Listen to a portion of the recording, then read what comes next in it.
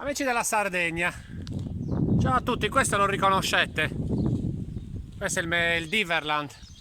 Qui in tantissimi d'estate vengono per per divertirsi, fare giochi d'acqua meravigliosi per i grandi, per i meno grandi, per i piccini.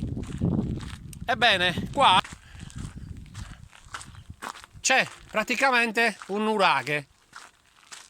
Il nuraghe piccia o piccia, non so dove si mette l'accento. Nuraghe piccia.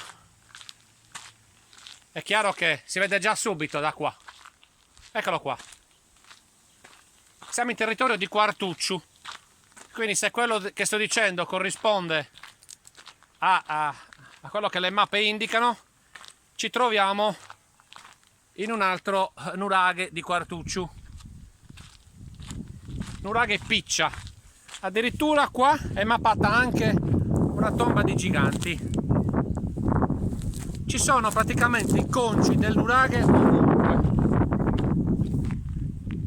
Ed è un peccato, perché io penso che il nuraghe piccia forse meritava un rispetto maggiore.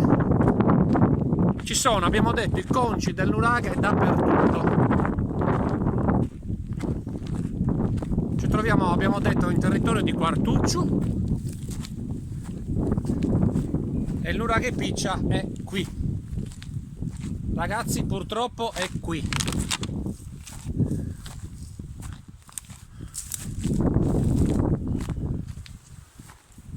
Un altro concio, un altro ancora più bello, guardate che meraviglia. Chissà cosa tutto nasconde questo territorio. Un altro ancora, non me l'aspettavo, oppure sì, non lo so, non me l'aspettavo. Una che piccia, vi ripeto, il territorio di Quartucciu.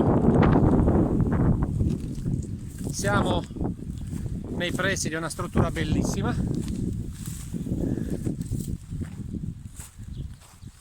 Ci sto arrivando, ecco qua. Guardate che meraviglia questi conci del nuraghe.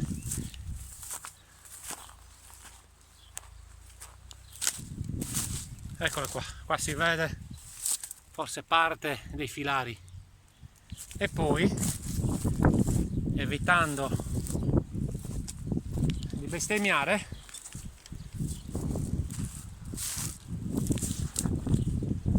concluderò il video con forse la Tolos.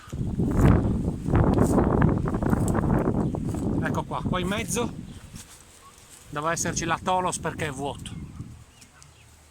Ciao a tutti.